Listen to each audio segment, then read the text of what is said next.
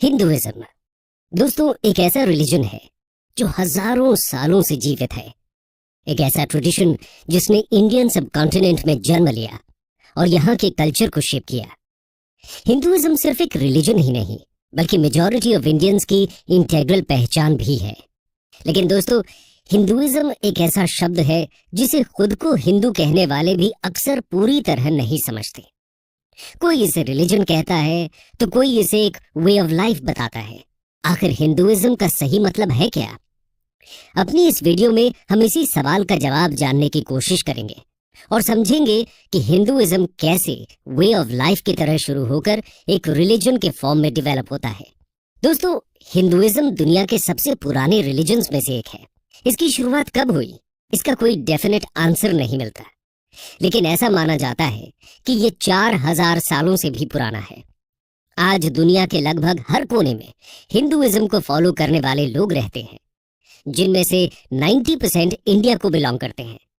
Followers के मामले में लगभग 900 मिलियन फॉलोअर्स के साथ हिंदुइज्म क्रिश्चियनिटी और इस्लाम के बाद तीसरा सबसे बड़ा रिलीजन है।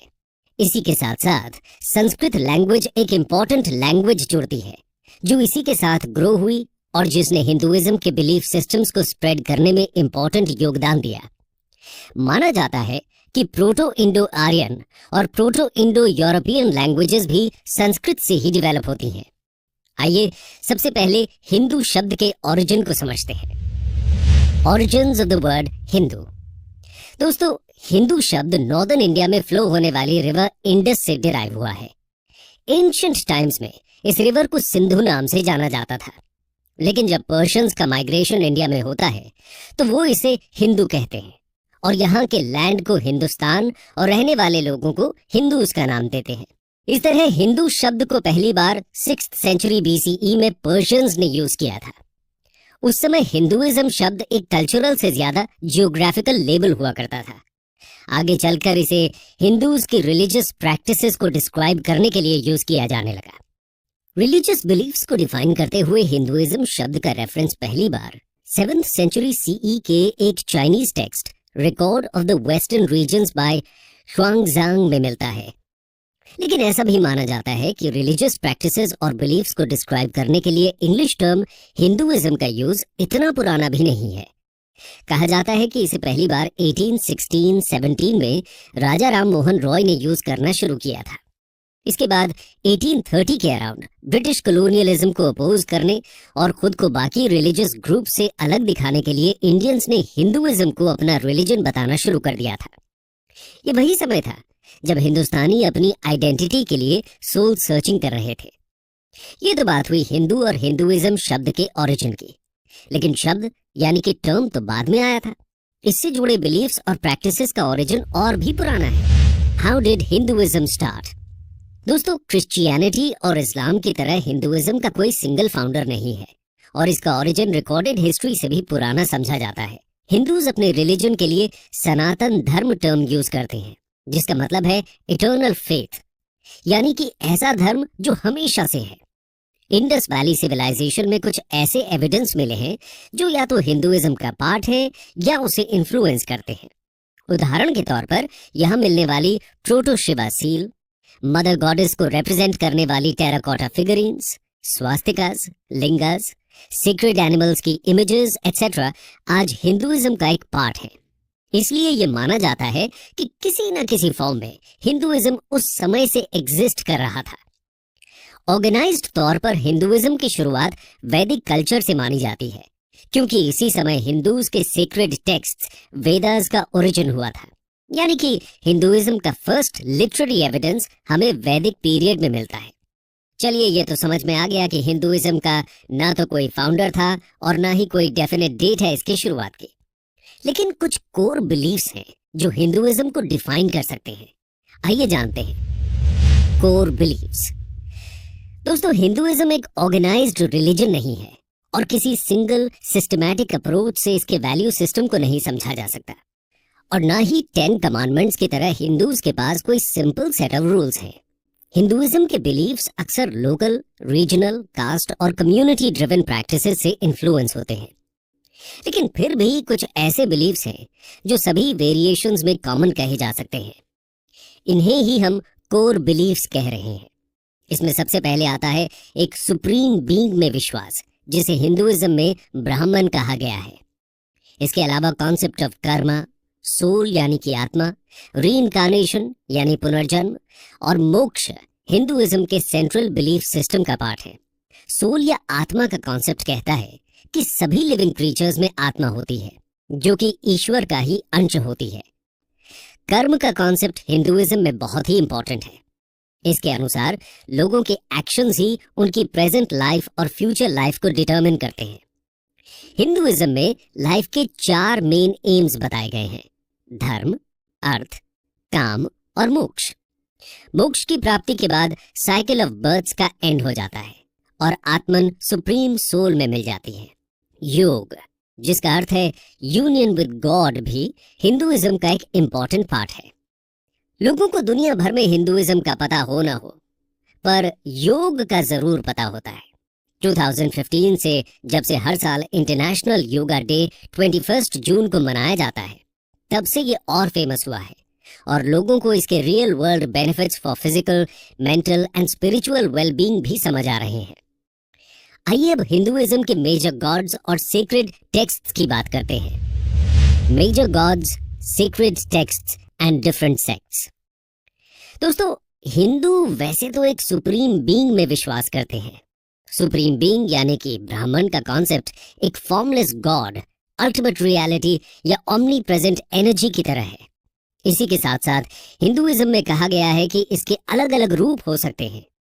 यहीं से पॉलीथीइज्म का कॉन्सेप्ट आता है। हिंदुइज्म के अनुसार सब कुछ ईश्वर का ही एक अंश है और ये फॉर्म्स एंड अवतार्स मनुष्यों का भला करने के लिए लिए जाते हैं। इसी के साथ साथ हिंदू नेचर वर्शिप भी करते हैं। हिंदुइज्म में प्लांट्स से लेकर एनिमल्स तक सबकी पूजा होती है। नेचर वर्शिप करने के पीछे साइंटिफिक रीजंस भी हैं, जैसे कि हिंदुइज्म में बैनियन ट्री की वर्शिप का कॉन्सेप्ट है और हम सभी जानते हैं कि ये ट्री 24 घंटे ऑक्सीजन देता है। यानी कि हिंदुइज्म के फॉलोअर्स भी इस ट्री की इंपॉर्टेंस को जरूर समझते थे।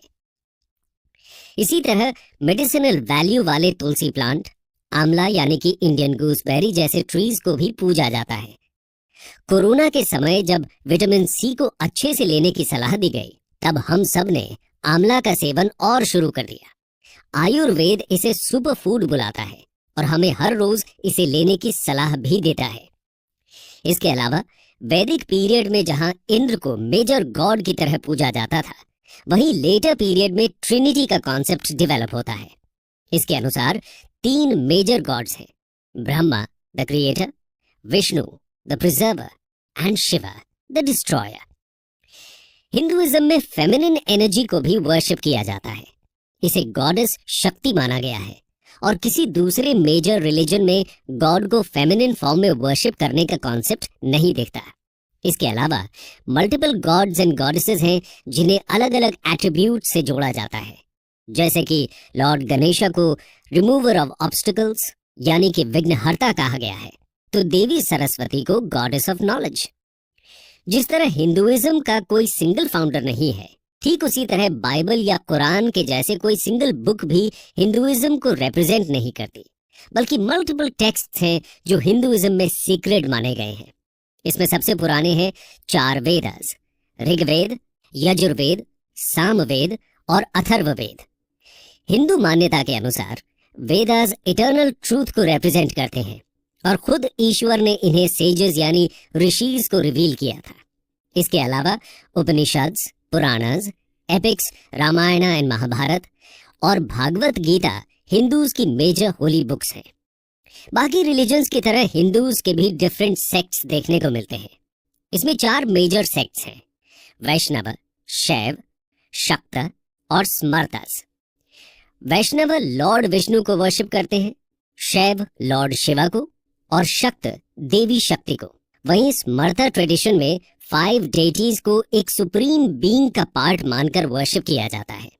इनके अलावा और भी बहुत सारे सेक्ट्स और सब सेक्ट्स हिंदुइज्म का पार्ट है। हिंदुइज्म में मल्टीपल सेक्ट्स का डेवलपमेंट तो हुआ है, लेकिन बड़ी बात यह है कि इनके डेवलपमेंट में कोई हिंसा यानी वायलेंस देखने को नहीं मिलती। सभी सेक्ट्स एक दूसरे के साथ पीसफुली को एग्जिस्ट करते आए हैं।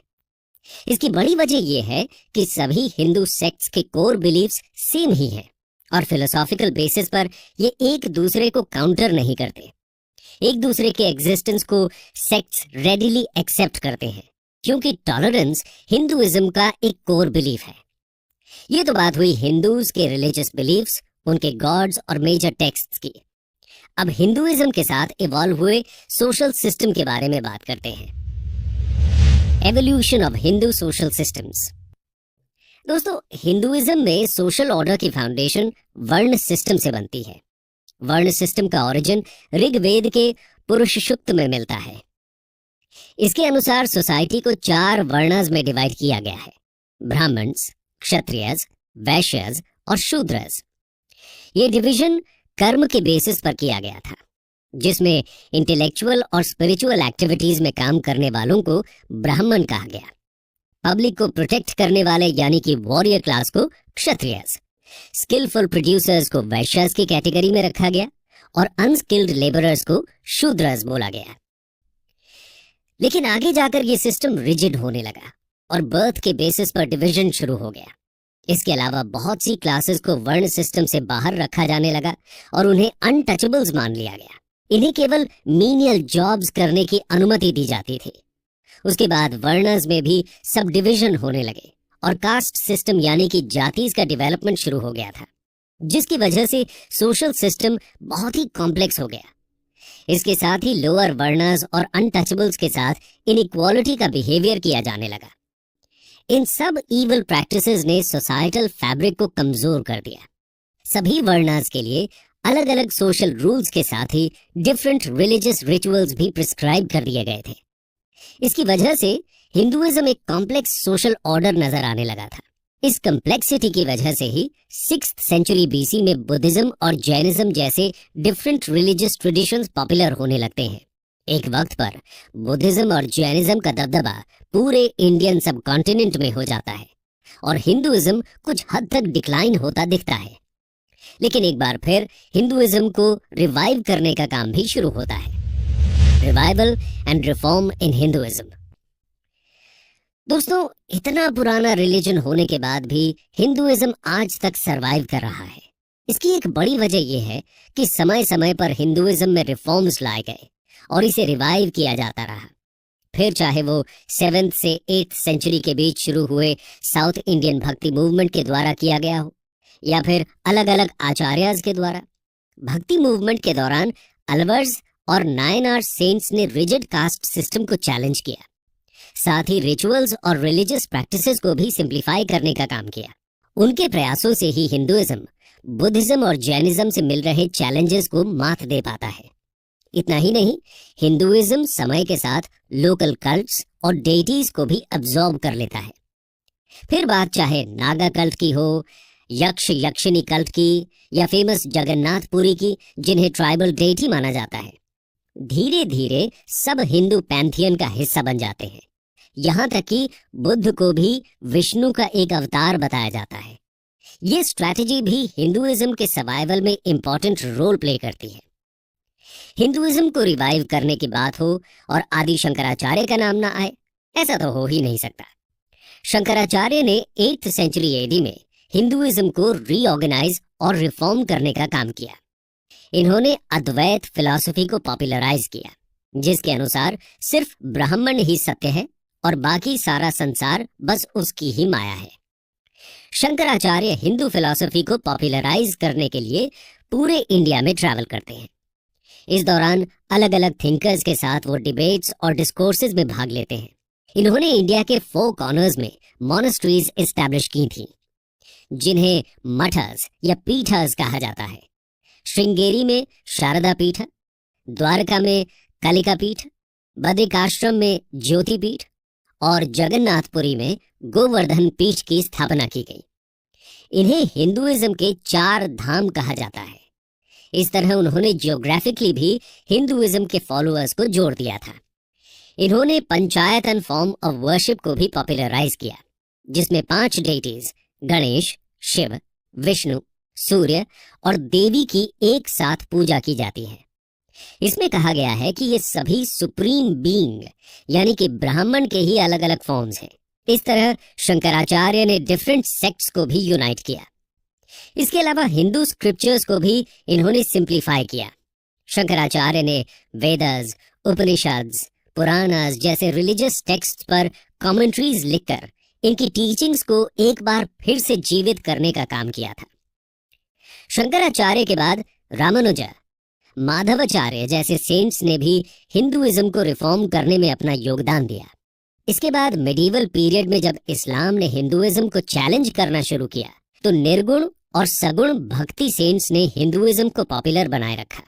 इसमें रामानंद, कबीर, नानक, मीराबाई, तुलसीदास जैसे सेंट्स का योगदान रहता है।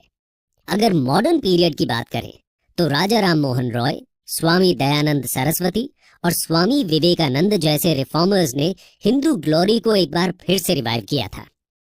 19th सेंचुरी में इन सोशल रिलीजियस रिफॉर्मर्स की वजह से क्रिश्चियन मिशनरीज हिंदूज को कन्वर्ट करने में बहुत ज्यादा सफल नहीं रहते। जिस तरह की सफलता इन्हें अफ्रीका या दूसरी कॉलोनीज में मिली थी, इंडिया में वैसी सफलता देखने को नहीं मिलती। स्वामी विवेकानंद ने 1893 में शिकागो में ऑर्गेनाइज्ड वर्ल्ड रिलीजियस कॉन्फ्रेंस में जाकर वर्ल्ड स्टेज पर हिंदुइज्म की फिलॉसफी को पॉपुलराइज किया। स्वामी जी की स्पीच पर कमेंट करते हुए एक अमेरिकन न्यूज़पेपर ने लिखा था कि ऐसे रिच रिलीजियस ट्रेडिशन वाले देश में क्रिश्चियन मिशनरीज को भेजने की क्या जरूरत है। इस तरह रेगुलर इंटरवल्स पर हिंदुइज्म में रिफॉर्म मूवमेंट्स होते रहे हैं। हिंदू फिलॉसफी में कहा भी गया है कि जब जब धर्म संकट में आता है तब तब उसकी रक्षा के लिए खुद ईश्वर अवतार लेते हैं। इसलिए ये रिफॉर्म मूवमेंट्स हिंदू फिलॉसफी द्वारा भी जस्टिफाई किए जा सकते हैं। हिंदुइज्म इटर्नल रहा है क्योंकि ये स्टैटिक नहीं है और इसमें खुद को नया बनाने की एबिलिटी भी दिखती है। अथर्ववेद में सनातन वर्ड का एक्सप्लेनेशन भी कुछ इसी तरह है। सनातनम एनम अहुह उत अद्याः स्यात् पुनर्नवः, meaning they proclaim him to be eternal, but he may become new again even today. Hinduism का सबसे यूनिक फीचर है इसकी डाइवर्सिटी। डिफरेंट लेवल पर वेरिएशंस और डाइवर्सिटी होते हुए भी ये यूनिटी को कैसे रिप्रेजेंट करता है, ये समझने की जरूरत है। How Hinduism encompasses the concept of unity in diversity. दोस्तों, हिंदुइज्म में असंख्य देवी देवताओं का कॉन्सेप्ट है। मल्टीपल रिलीजियस टेक्स्ट्स हैं, अलग अलग सेक्ट्स भी इसका पार्ट है। साथ ही रिचुअल्स और बिलीफ्स में भी बहुत ज्यादा डाइवर्सिटी देखने को मिलती है। इस सब के बाद भी हिंदुइज्म अपने फॉलोअर्स को यूनाइट करता है क्योंकि हिंदू फिलॉसफी इतनी फ्लेक्सिबल है कि सभी व्यूज को इसने एक्सेप्ट किया है। हिंदुइज्म में मान्यता है कि रास्ते अलग अलग हो सकते हैं लेकिन सबकी मंजिल एक ही है। हिंदुइज्म तो बाकी रिलीजन्स को भी सत्य ही मानता है। इसमें कहीं भी ये कॉन्सेप्ट नहीं है कि हिंदुइज्म के अलावा जो रिलीजन्स हैं वो ईश्वर की प्राप्ति का मार्ग नहीं हो सकते। इसी वजह से हिंदुइज्म को एक टॉलरेंट रिलीजन भी बोला जाता है। लेकिन टॉलरेंट शब्द इस कॉन्सेप्ट को जस्टिफाई नहीं करता क्योंकि हिंदूज न सिर्फ दूसरे रिलीजन्स का सम्मान करते हैं बल्कि उन्हें भी हिंदुइज्म की बराबरी पर ही रखते हैं। इसलिए हिंदुइज्म में फोर्स्ड कन्वर्शन का कॉन्सेप्ट भी नहीं आता। हिंदुइज्म की हिस्ट्री में कभी भी दूसरे रिलीजन के अगेंस्ट धर्म के नाम पर वॉर नहीं हुए हैं। फिर चाहे वो वसुधैव कुटुंबकम की फिलॉसफी हो जिसके अनुसार पूरा विश्व एक ही फैमिली माना जाता है, या फिर सर्वे भवन्तु सुखिनः जैसे हिम्स। हिंदुइज्म हमेशा ही सबके कल्याण की बात करता आया है। हिंदुइज्म में संपूर्ण मानव जाति के इक्वल वर्थ का भी कॉन्सेप्ट है। ये हमें इस एंशिएंट हिम से साफ पता चलता है। अज्येष्ठसु अकनिष्ठसु इति संभ्रात्रो वहादुहु सौभाग्यः, जिसका मतलब है कि no one is superior, none inferior, all are brothers marching forward to prosperity. यही वजह है कि आप चाहे शिव की पूजा करते हो या कृष्ण की या फिर देवी के भक्त हो या शायद किसी की पूजा ही ना करते हो, लेकिन फिर भी आप खुद को हिंदू कह सकते हैं।